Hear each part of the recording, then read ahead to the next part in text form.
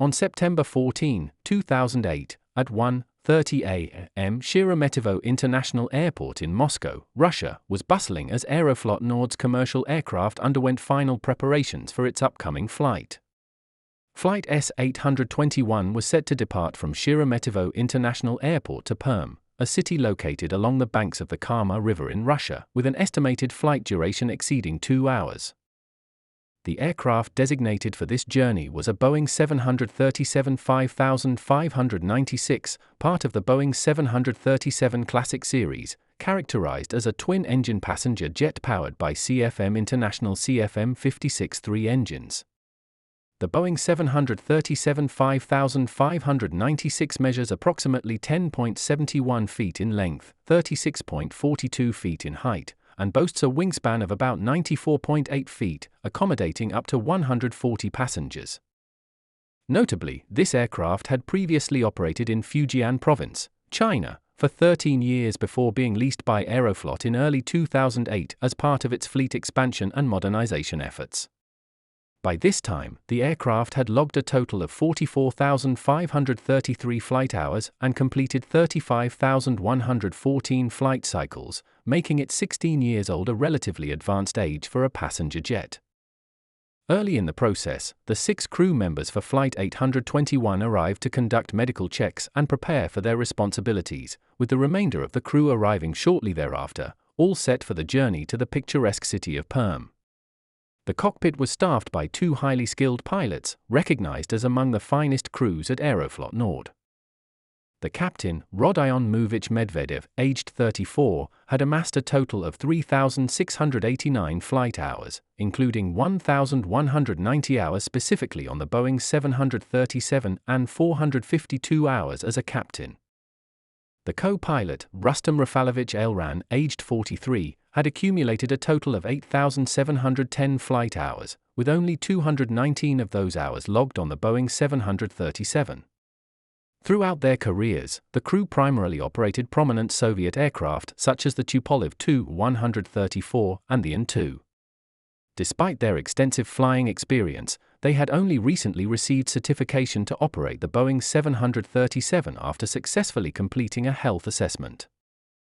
The crew promptly proceeded to Stand 22, where the aircraft was stationed, and commenced preparations for the flight. Upon reviewing the weather conditions, the pilots noted that the forecast was generally favorable, with some anticipated rain and fog at their destination, though nothing severe enough to raise significant alarm. Flight S-821 was a routine passenger service. In addition to 3 cancellations, there were 82 passengers on board, the majority of whom were Russian, alongside a few individuals from countries such as Ukraine and the United States. Among the passengers was a prominent figure, Russian Colonel Nidy Troev, who served as an advisor to President Dmitry Medvedev. While everyone was eager for the journey ahead, none were aware that they were on the brink of a catastrophic event in the skies over Russia. Prior to departure, the crew conducted final checks to ensure readiness for the flight. The co-pilot was designated to operate the aircraft, while the captain assumed a supervisory role. After taking his position, co-pilot Rustam Rafalovich Elran began configuring the cockpit. It is noteworthy that during the setup of a Boeing 737, the inertial reference system, IRS, must be aligned using laser gyroscopes and accelerometers to accurately determine the aircraft's position. The location where these gyros tend to drift is only reliable for brief intervals and necessitates support from other navigation systems in contemporary aircraft. GPS typically fulfills this role. However, in the absence of GPS, the aircraft must ascertain its position through cross-referencing or utilizing radio signals from VOR or DME navigation devices. The challenge on this route stemmed from the scarcity of nearby stations, which meant that the inertial reference system, IRS, the primary system for updating the aircraft's position on the navigation display, would gradually become less accurate. Furthermore, the co-pilot mistakenly entered incorrect initial coordinates, resulting in a 1 nautical mile discrepancy in the IRS from the outset. Despite this, the map drift displayed on the navigation screen was regarded as a minor concern. Seated beside him, Captain Ron reviewed the aircraft's technical records. The technical log indicated that the auto throttle was inoperative. However, upon further inspection, the captain discovered that it was not disabled. With no technicians available for consultation, he presumed it was still functional. Another item listed as inoperative in the technical log was the aircraft's CARS system, but since operations were permitted without it, this did not pose a significant issue. At 3:08 am. Local time, with all preparations complete, the captain communicated a routine message to the cabin. A few observant passengers noted that the captain's voice seemed somewhat unusual, leading to exchanged glances of concern among them. As murmurs of doubt increased, the flight attendant swiftly reassured the passengers just before departure. However, their suspicions were not unfounded. Only hours prior to boarding, Captain Rodon had been consuming alcohol excessively while celebrating the birth of his child with friends, yet he managed to pass the pre-flight checks. At 3:08 am, there were no grounds for anyone to report or question the situation following the medical check. 6 minutes later, at 3:06 am, the aircraft received clearance for takeoff. The Boeing began taxiing to runway 7R as instructed. Initially, the plane moved at a slow pace before rapidly accelerating to reach the required speed for takeoff. The engines roared louder as the aircraft gained speed, and within moments, it lifted off the ground. The plane gradually ascended, breaking through the clouds and entering the expansive sky. By 3:30 am, the aircraft achieved its cruising altitude of 99,100 meters, equivalent to 29,855 feet, as recorded by air traffic control. Immediately after takeoff, the Flight Management and Navigation Control System updated its position based on Moscow's VOR. However, this was merely a navigation screen update, while the inertial reference system's position remained inaccurate, drifting by approximately 1 to 2 nautical miles per hour. Additionally, the previously inoperative auto throttle was activated just prior to takeoff, despite it not being intended for use. It is noteworthy that, at that time, all aerial references in Russian aviation utilized meters as the primary unit, in contrast to the feet used by most airlines globally. Therefore, I will continue to use meters in the subsequent developments of the journey. 1 hour into the flight, the aircraft maintained a steady altitude of 99,100 meters. The cockpit was unusually quiet, with a palpable tension in the atmosphere. It was not until the plane was approximately 110 nautical miles from Perm International Airport that the crew began to discuss their destination, with the captain and co-pilot engaging in conversation. The local QFE was then established for the flight, which is a pressure unit utilized in the aircraft's altimeter system. Based on the QFE value, the pilot can ascertain the actual altitude of the aircraft in relation to the airport, thereby ensuring accurate altitude readings during the flight, which is crucial for safety and precise navigation. Concurrently, co-pilot Rustam attempted to input the route and approach into the Flight Management Computer, FMC, but was unable to locate them in memory. Consequently, he had to manually program the waypoints. However, it appeared that Rustam did not fully grasp the logic behind programming the FMC and required considerable assistance from the captain. This process took longer than anticipated, resulting in the crew omitting the discussion of the approach and failing to conduct the descent briefing. This oversight was significant, as the approach briefing not only confirmed that all settings were correct but also provided a comprehensive plan for the approach, ensuring that both pilots shared a mutual understanding. At 4:40 am, the Boeing 737 began its approach to Perm's airspace, but the crew received unfavorable news regarding the weather conditions, which were poor due to continuous light rain and fog, with a cloud ceiling of approximately 240 meters. As a result, the pilots would need to depend heavily on local air traffic control for assistance during landing. The captain subsequently contacted ATC to request descent, and after the communication, S-821 was instructed to descend to 5,100 meters and then to 4,200 meters. The co-pilot set the authorized altitude on the mode control panel but failed to inform the captain, nor was there a cross-check of the altitude conducted. This incident represents yet another serious breach of flight protocols. Additionally, Captain Rood instructed the co-pilot to manage the radio communications, a responsibility that should have been handled by the supervisor. This action constituted a violation of the essential principle of maintaining designated areas of responsibility while operating a Boeing 737. As a result, the co-pilot's workload increased considerably. At 4:46 a.m., the captain made an announcement to rouse the passengers who were still asleep. Most passengers awoke, expecting the flight to conclude soon, despite their initial concerns. However, new complications were on the horizon. At 4:49 a.m., the co-pilot contacted Air Traffic Control, ATC, once more. He mistakenly relayed the Mel-Evo 4 Alpha route, which he had previously programmed into the flight management computer. ATC promptly corrected him, but this led to considerable confusion for the co-pilot, who was unprepared for the alteration. He even inquired of the captain about the differences regarding the Bravo route, as they had just set up for a shorter approach procedure already input into the flight management system. Adapting to the new route necessitated the crew to reset their procedures and undertake additional steps, starting with proceeding to the end of runway 3, then navigating to the locator between 705 px, before turning back to approach the ILS.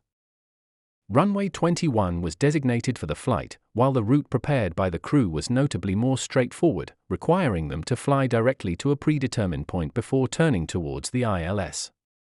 This adjustment was necessitated by an Airbus A319 from Lanza, which was preparing for takeoff on the runway. Initially cleared for runway 3, the aircraft was redirected to runway 21 due to unfavorable tailwinds. This new routing increased the distance between the departing Airbus A319 and the landing of SUA-21 at 4:50 a.m. Air Traffic Control, ATC, communicated the changes in the arrival route to the crew, but the explanation was convoluted and appeared to further confuse them. A recurring challenge faced by many Russian airlines is the notably low English proficiency among pilots. Traditionally, their cockpits comprised 3 to 4 crew members, including a flight engineer responsible for technical matters.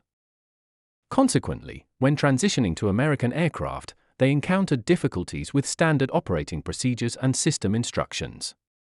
The captain began to exhibit signs of frustration and initiated a call to ATC to clarify the situation. To conclude the exchange, the captain inquired about the necessary adjustments, to which ATC responded that they should adjust to the PX beacon. However, ATC did not specify whether this adjustment pertained to the previously approved arrival route or was directly to the PX beacon. This lack of clarity contributed to significant confusion within the cockpit, and ATC's communication did little to alleviate the situation. During the discussion regarding tailwinds, the pilots, particularly the co-pilot, seemed to believe they had been cleared to land on runway 3 rather than runway 21, a point the co-pilot reiterated multiple times. In the subsequent minutes, neither pilot inquired with Air Traffic Control, ATC, regarding the designated runway for landing. Following the communication, the captain opted to maintain a heading of 85 as indicated by the MH4A chart for a period before altering the heading to 108. At this juncture, the captain began to exhibit notable frustration. An analysis of his voice from the cockpit voice recorder later indicated that he may have been experiencing heightened stress levels as the flight progressed. Confusion regarding the landing runway continued within the cockpit as they neared Perm. However, the captain appeared to conclude that it might be ILS runway 21 and input this information into the flight management system, FMS, without notifying the co-pilot. At this moment, due to the erroneous initial coordinates entered by the co-pilot, the flight management computer, FMC, identified a deviation of up to 4.5 kilometers when assessing the aircraft's current position. The actual flight path exhibited slight discrepancies from what was shown on the navigation display, yet the pilots remained unaware of this. It is important to recall the IRS drift mentioned earlier. As the aircraft approached its destination, this drift escalated to approximately 4.5 kilometers, resulting in the navigation screen indicating the aircraft's position as roughly 4.5 kilometers northeast of its true position on the ground.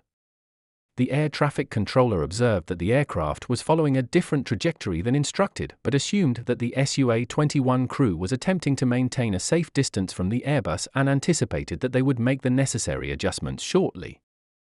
The aircraft was subsequently cleared to continue its descent to 2,000 meters and await further instructions. The pilots utilized the level change mode to initiate a descent, adjusting the throttles to idle as the aircraft achieved the designated altitude. Subsequently, the auto throttle began to advance the throttles to sustain speed. At this juncture, the throttles were positioned at varying angles to ensure balanced thrust. However, due to the auto throttle's inability to make instantaneous adjustments, an asymmetrical thrust was generated, necessitating rudder deflection to stabilize the aircraft. The pilots remained unaware of this situation as they engaged in a discussion regarding the upcoming turn. The captain believed they would receive instructions to execute a left turn to align directly with the final approach for the Instrument Landing System (ILS), while the co-pilot anticipated a right turn to head in the opposite direction, as they were still too high to commence the ILS approach. Their conversation was interrupted by a communication from Air Traffic Control (ATC). Unfortunately, the air traffic controller did not clearly specify the runway for landing, possibly assuming the crew was already aware. The captain was convinced that ATC was referring to runway 21, while the co-pilot maintained that a right turn was necessary for runway 3. Compounding the situation, another complication emerged when the flight management computer, FMC, which had been programmed by Captain Rodon to navigate directly to the threshold of runway 21, remained in lateral navigation, LNAV, mode. This resulted in the aircraft beginning a right turn just prior to ATC's instructions. However, as the aircraft could not reach the threshold at approximately 220 knots, it initiated a left turn to return to the intended point, leading to confusion and panic for the co-pilot, who was unaware of the captain's programming decisions. It is difficult to fathom the level of shock that passengers would experience if they were to hear such statements from the individuals operating their aircraft. The captain subsequently instructed the co-pilot to engage the heading select autopilot mode, which was indeed the appropriate course of action at that moment. He also directed the co-pilot to turn right to a heading of 30 in order to align with the opposite final segment. As they continued their descent, 45 seconds after 5:00 a.m., the aircraft finally stabilized on a lateral path and was cleared to descend to 600 meters. The crew became aware of the runway they would be approaching 12 minutes after the initial descent began, as runway 21 was the only runway equipped with an ILS approach at the airport. However, the challenges for runway 21 were just beginning. For reasons unknown, the co-pilot inadvertently activated the trim control switch on his yoke, resulting in the disconnection of the autopilot. Meanwhile, the captain was in the process of reactivating the navigation and VLOC approach mode, rather than monitoring the aircraft's status. It was only when the captain glanced down and observed that the speed was dangerously low that he exclaimed for the co-pilot to increase speed. Co-pilot Rustam, already under considerable stress, was startled and responded by applying nearly full thrust, which caused the aircraft to pitch upward. This resulted in a climb to 900 meters, 300 meters above the required altitude, a situation that was noted by air traffic control. Contrary to the captain's assertion, the aircraft not only failed to descend but instead climbed to 12 meters at 5:07 a.m.